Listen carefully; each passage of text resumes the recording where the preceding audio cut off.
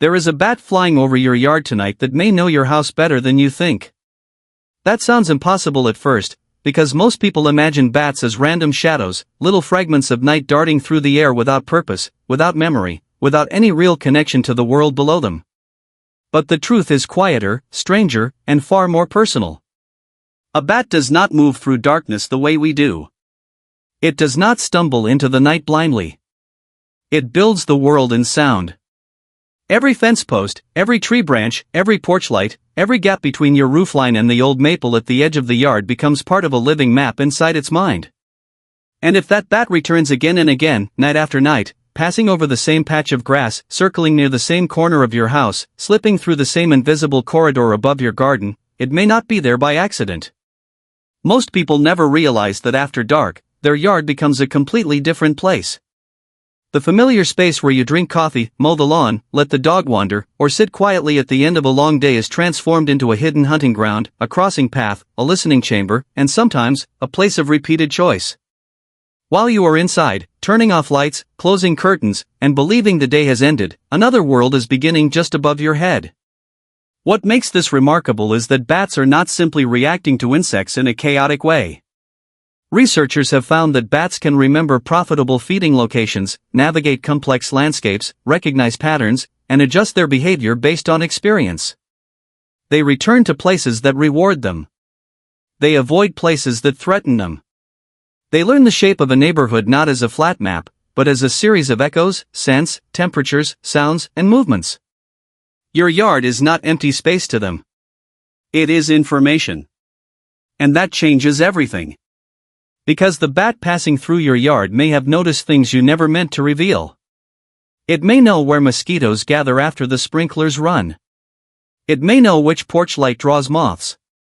It may know which tree releases insects after sunset, which corner stays warm after the concrete has held the day's heat, and which human inside the house tends to appear outside at the same hour every evening. Not in a supernatural way. Not in the way stories pretend animals can read our souls. But in the real, grounded, scientific way wild creatures survive, by paying attention. Tonight, we are going to look at 8 things bats may be doing in your yard when nobody sees them.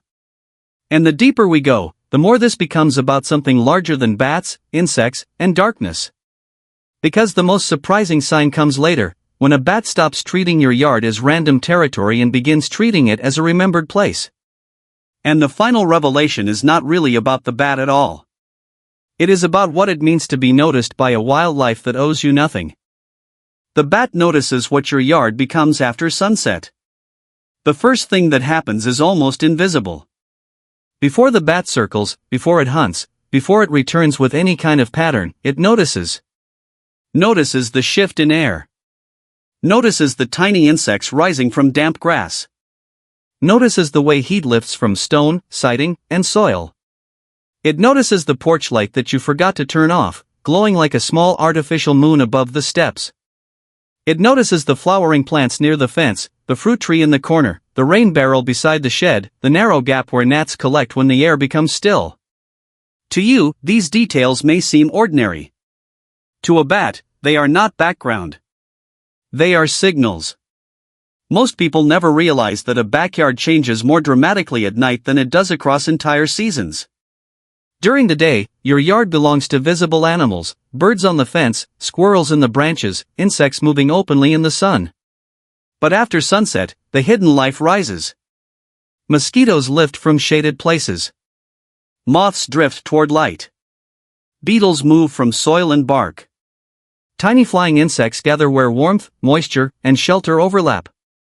A bat entering that space is not guessing. It is sampling the night with extraordinary precision.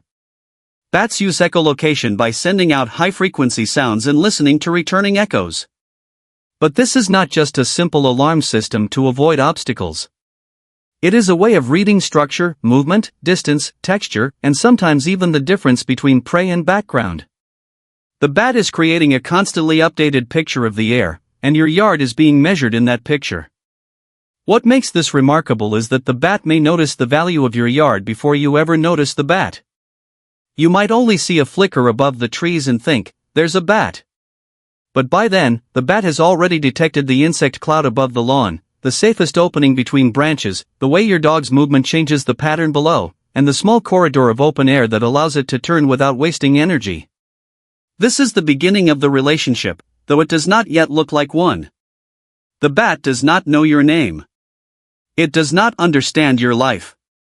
It does not care about your worries, your bills, your memories, or the quiet thoughts you carry when you stand outside in the dark. But it does know that your yard has become useful. It knows that something about this place offers food, space, timing, or safety. And there is something quietly extraordinary about that. Because in a world where humans often move through nature without noticing much at all, this small wild animal notices the place you call home with an intensity you may have forgotten how to give it. It sees value in the overlooked corners. It pays attention to the margins. It reads the dark places instead of fearing them. What you are watching is not random motion. It is the first act of attention. And sometimes, being noticed begins long before being understood. The bat remembers where the night was generous. If the bat comes back the next evening, and then the evening after that, something more interesting may be happening. It is no longer simply noticing. It may be remembering. This is where the mystery of your yard becomes deeper, because a returning bat is not just a shadow repeating itself. It is an animal carrying yesterday into tonight. It is moving through the darkness with experience inside it. Few people understand how much memory matters to a creature that lives by flight. Every unnecessary turn costs energy. Every wasted search matters. Every dangerous place must be avoided. For a bat, memory is not decoration. It is survival. A yard with steady insects, safe flight paths, and predictable shelter can become part of a mental route, a familiar stop in a much larger nighttime journey. Researchers have only recently discovered how sophisticated bat navigation and spatial memory can be. Some bats remember feeding sites, roost entrances, landmarks, and routes across complex landscapes.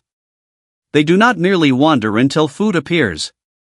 They build knowledge over time, refining their movements through repeated success and failure.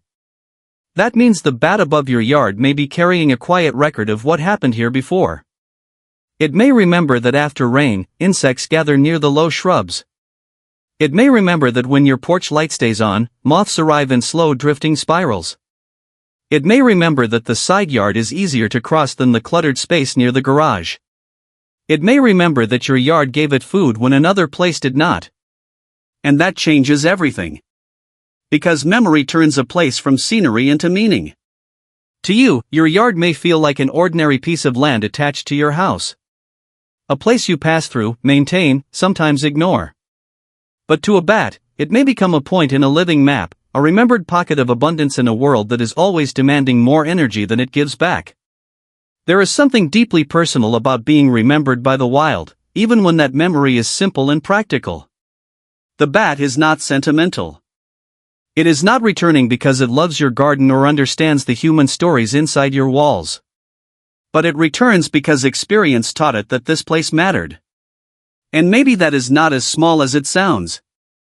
Much of life is built from places we return to because they once sustained us.